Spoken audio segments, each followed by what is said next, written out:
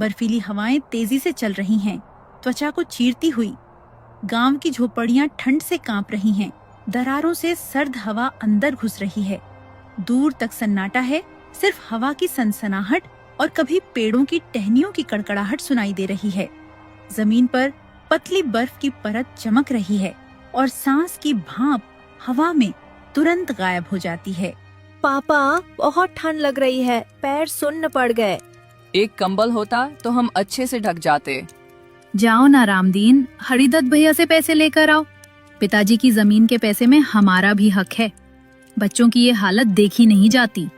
वो शायद ही दे सीता, हर बार टाल देते हैं। कहते हैं कि बड़ा होने के कारण सब उनका है। क्यों नहीं देंगे? उनसे डरो मत, जाओ लेकर आओ। बच्चों को देखकर अगर दिल नहीं पसीजा तो क्या इंसान है वो? अपनों का दर्द अपनों को समझना चाहिए। आज जाकर कहो कि बच्चे ठंड से मर रहे हैं। हक मांगने में शर्म कैसी? जाओ, मैं प्रार्थना करूंगी कि वो मान जाएं। ठीक है, कल सुबह जाता हूँ, कोशिश करके देखता हूँ, ऊपर वाला भला करे। रामदीन हरिदत्त के मकान पहुंचता है। भैया नमस्ते, बहुत जरूरत है आज। बच्चे रात भर ठंड से रोते रहे, कंबल तक नहीं है ढंग का। पिताजी की जमीन बिकी थी ना, उस पैसे में मेरा भी तो हिस्सा है। बस थोड़े पैसे दे दो, बच्चों के लिए कंबल ले लूंगा।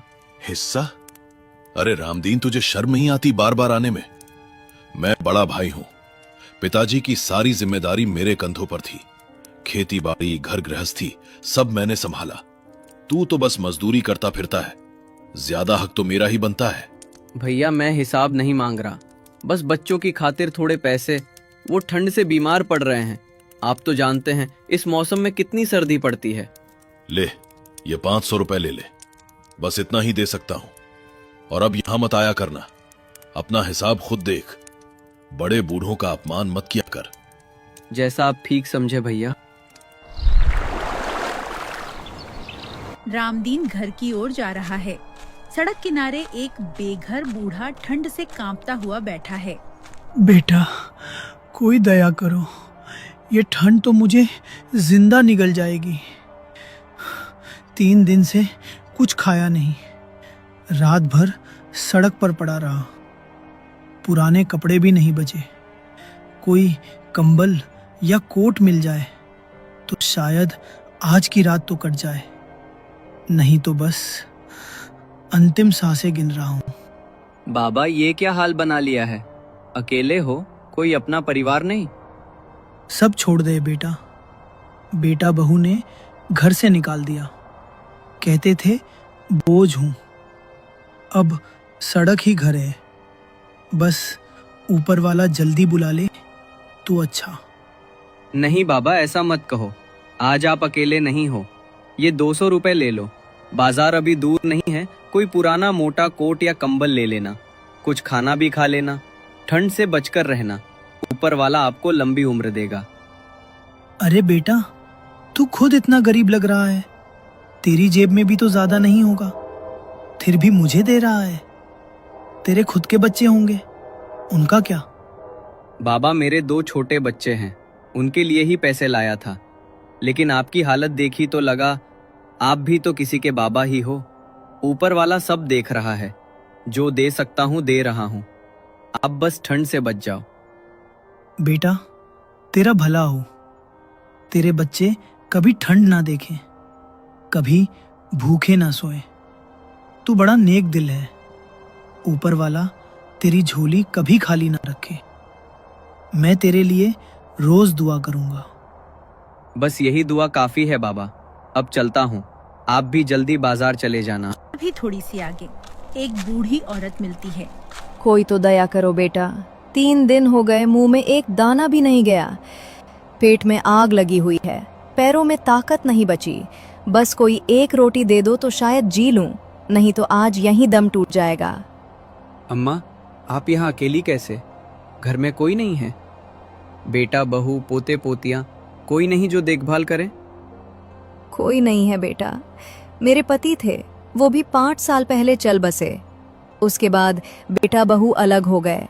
कहते थे कि बुजुर्ग घर में बोझ हैं, खर्चा ज्यादा करते हैं। घर से निकाल दिया। अब जो मिल जाए उसी से पेट भरती हूँ। आज तो घर में चूल्हा तक नहीं जला। अम्मा रो मत, ये दोनों रोटी ले लो। घर से यही बचा था, आपके लिए ही लाया हूँ। आराम से खाना।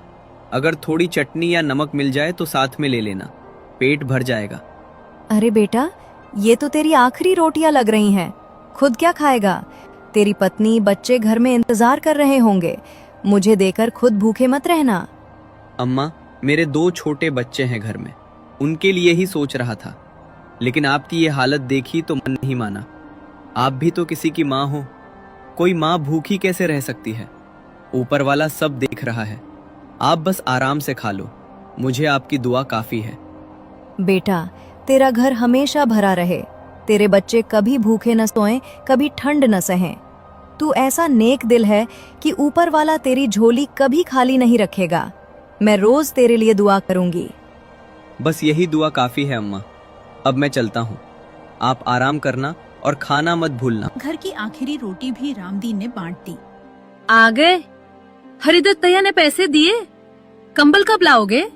सीता, पैसे तो मिले थे 500 रुपए, लेकिन क्या? बोलो ना। रास्ते में बूढ़ा बाबा मिला, ठंड से मर रहा था। उसे 200 रुपए दे दिए। फिर चौपाल पर एक अम्मा भूख से रो रही थी, उन्हें घर की आखिरी दोनों रोटियां दे दी। अब हाथ खाली हैं। ये क्या कर रहे तुम? बच्चों के लिए कंबल के पैसे थे वो। घर में अनाज भी खत्म होने वाला है और तुम सारे पैसे रोटी बांट आए। हम खुद भूखे मरेंगे क्या? बच्चों की ठंड देखी नहीं जाती और तुम दूसरों की सोच रहे हो। इतनी उदारता कब तक? कभी अपने घर के बारे में भी सोचा करो। सीता, गुस्सा मत करो, उनकी हालत हमसे भी बुरी थी। ऊपर वाला सब देख रहा है। जो किया दिल से किया, हमें कभी खाली हाथ नहीं छोड़ेगा। तुम्हारी यही बात, हर बार यही बात। चलो सो जाओ, अब देखेंगे कल क्या होता है। अगली सुबह सुनो, तुम्हारे पास जो 100 रुपए बचे हैं ना, हरिदत्त भैया ने जो अतिरिक्त दिए थे, उनसे कुछ राशन ले आओ। आटा, दाल, थोड़ी सब्जी।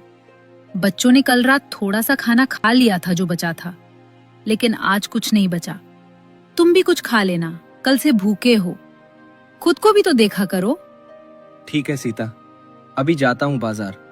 तुम चिंता मत करो, ऊपर वाला रास्ता दिखाएगा। गांव के बाहर की सड़क पर एक युवक अपने बीमार पिता के साथ सड़क किनारे बैठ जाता है और रोने लगता है। रामदीन उसे देखकर रुक जाता है और पास आता है। भाई क्या हुआ? बाबूजी को क्या हो गया? इतना परेशान क्यों? पिताजी की तबीयत अचानक बहुत खराब हो गई। बुखार 3 दिन से नहीं उतरा। गांव के वैद्य जी ने कहा कि शहर के अस्पताल ले जाओ, इंजेक्शन और दवा चाहिए। लेकिन जेब में 1 पैसा निडने। मजदूरी भी 2 दिन से नहीं की। अगर आज इलाज न हुआ तो ऊपर वाला न करे, लेकिन लग रहा है पिताजी नहीं बचेंगे। कितने दिन से बुखार है? कुछ खाया पिया है बाबूजी ने? 3 दिन से कुछ नहीं खाया, बस पानी पी रहे हैं। मैं उन्हें पीठ पर लाद कर शहर जा रहा था, लेकिन अब पैर नहीं उठ रहे। बस यही सोच कर रो रहा हूं कि मेरी आंखों के सामने। चिंता मत कर भाई, ये 100 रुपए ले ले। मेरे पास अभी जितने हैं सब तेरे। पिताजी को जल्दी अस्पताल ले जा, दवा और इंजेक्शन करा लेना। अरे भाई, तुम खुद इतने गरीब लग रहे हो। तेरी जेब में भी तो इससे ज्यादा नहीं होगा। तेरे घर में छोटे छोटे बच्चे होंगे, पत्नी होगी। मुझे देकर खुद मुश्किल में मत पड़ना। मेरे 2 छोटे बच्चे हैं भाई, घर में राशन ले जाने के लिए ही ये पैसे थे। लेकिन तेरे पिताजी की हालत देखी तो लगा वो भी तो किसी के पिता हैं। अगर मैं मदद ना करूं तो इंसानियत क्या? ऊपर वाला सब देख रहा है। तू बस पिताजी को ले जा, इलाज करा, वो ठीक हो जाए, बस यही दुआ है। भाई, तूने आज मेरे पिताजी की जान बचा ली। मैं ये एहसान जिंदगी भर नहीं भूलूंगा। ऊपर वाला तेरे बच्चों को कभी तकलीफ न दे, तेरी हर मुश्किल आसान करे। बस पिताजी को ठीक होते देखना, यही सबसे बड़ा बदला है। अब जल्दी चल, देर मत कर। रामदीन पूरी तरह खाली हाथ घर लौटता है। फिर खाली हाथ राशन नहीं लाए? 100 रुपए कहाँ गए? बच्चों ने सुबह से कुछ नहीं खाया, बस पानी पिया है। तुम बाजार गए थे या कहीं और? सीता, गुस्सा मत करो, सुन तो लो पूरी बात। क्या सुनूं? हर बार यही कहानी। दूसरों को दे दिया ना। बोलो क्या किया इस बार? बाजार जा रहा था कि गांव के बाहर एक लड़का मिला। अपने बीमार बाबूजी को पीठ पर लादे रो रहा था। बुखार 3 दिन से, अस्पताल ले जाना था, लेकिन जेब में 1 पैसा नहीं। वैद्य जी ने कहा था कि इंजेक्शन और दवा चाहिए, वरना मैंने सोचा मेरे बच्चे तो घर में हैं, लेकिन उसके बाबूजी सड़क पर। वो 100 रुपए उसे दे दिए। ये तुमने क्या किया रामदीन? अब हम क्या खाएंगे? बच्चों को क्या खिलाएंगे? ठंड में कंबल नहीं, घर में अनाज नहीं, और तुम हर बार यही करते हो। कभी अपने बच्चों के बारे में सोचा है? ठीक है, जो हो गया सो हो गया, अब रोने से कुछ नहीं होगा। लो, ये मेरी सोने की चेन है, शादी की आखिरी निशानी, इसे बेच दो। सीता, ये तेरी चेन नहीं, मैं नहीं बेचूंगा। बेचोगे? अभी ठंड का मौसम है ना, लोग ठंड में गरम गरम चीजें पसंद करते हैं। तुम बाजार में गरम चाय बेचना, एक छोटी केतली, चाय पत्ती, चीनी ले आना। थोड़ी बहुत कमाई तो हो ही जाएगी। सुबह शाम लोग चाय पीते हैं, बच्चों का पेट तो भर जाएगा। और ऊपर वाला देख रहा है, तुम्हारी नेकी का फल जरूर मिलेगा। सीता, तू कितनी बड़ी है, मैंने कभी सोचा नहीं था कि तू इतना साथ देगी। ठीक है, चेन बेच दूंगा, कल से चाय बेचूंगा, लेकिन तेरी ये कुर्बानी मैं जिंदगी भर नहीं भूलूंगा। अब बस करो, परिवार साथ है तो सब ठीक हो जाएगा। ऊपर वाला देर से ही सही, लेकिन न्याय जरूर करता है। सीता का गुस्सा प्यार में बदल गया। उसने अपनी सबसे कीमती चीज भी परिवार और रामदीन की नेकी के लिए कुर्बान कर दी। रामदीन ने सीता की चेन बेचकर एक छोटा चाय का ठेला लगा लिया है। केतली में चाय उबल रही है, हल्की भाप उठ रही है। ले भाई, गरम चाय, अदरक वाली, ठंड भगाओ। वाह रामदीन, क्या चाय बनाई है, एकदम मजा आ गया। ठंड में इससे अच्छी चीज क्या होगी? सही कह रहा है, तेरी चाय में कुछ बात है भाई, ईमानदारी का स्वाद आ रहा है, रोज आया करूंगा। अरे रामदीन नेक आदमी है, सबको पता है। चाय भी वैसी ही नेक बनी है। ले, ये पैसे रख। छोटी सी शुरुआत थी, लेकिन लोग रामदीन की चाय और उसके दिल दोनों की तारीफ करने लगे। ऊपर वाला ने धीरे धीरे रास्ता खोलना शुरू कर दिया था। भाभी गांव की बातें सुनकर आई हैं और चेहरे पर जलन साफ दिख रही है। सुन रहे हो जी, रामदीन की चाय का ठेला पूरे गांव में मशहूर हो गया है। लोग कह रहे हैं कि उसकी चाय में कोई जादू है। रोज अच्छी कमाई कर रहा है, नया घर बनाने की बात कर रहा है। अगर यही चलता रहा तो वो हमसे भी अमीर हो जाएगा। हमने उसे अपमानित करके निकाला था और अब वो आगे निकल रहा है। सुना है मैंने भी, नेकी का ढोंग करता है वो, लोगों को बेवकूफ बनाता है। ढोंग कुछ भी हो, लेकिन तुम कुछ करो। चुपचाप बैठे देखते रहोगे कि तुम्हारा छोटा भाई तुमसे आगे निकल जाए। गांव में लोग तुलना करने लगे हैं। वो कालिया उस्ताद को पता है ना तुम्हें, वो गुंडा। उसे रामदीन के ठेले पर भेजो, पैसे दे दो, ठेला तोड़वाओ, डराओ धमकाओ, कुछ भी करो, बस उसका कारोबार बंद करवा दो, नहीं तो कल को वो हमें ही आग दिखाने लगेगा।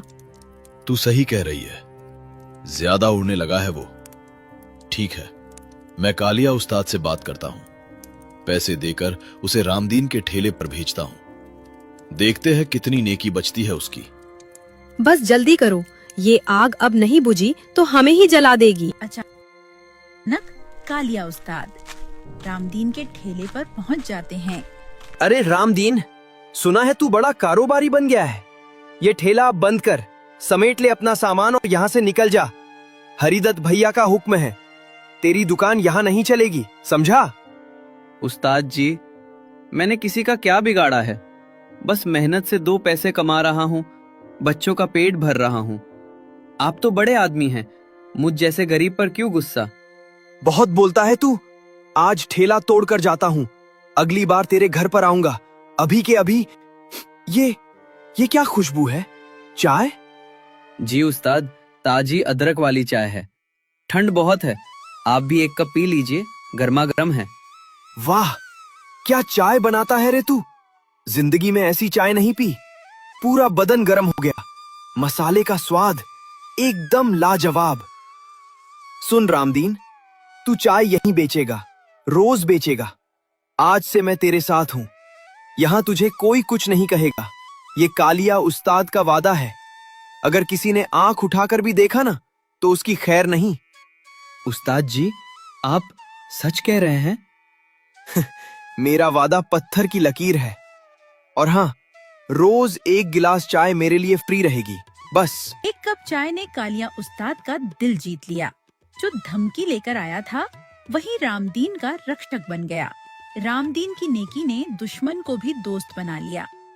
ऊपर वाला ने एक बार फिर साबित कर दिया, जो इंसानियत नहीं छोड़ता उसका हाथ कभी खाली नहीं रहता।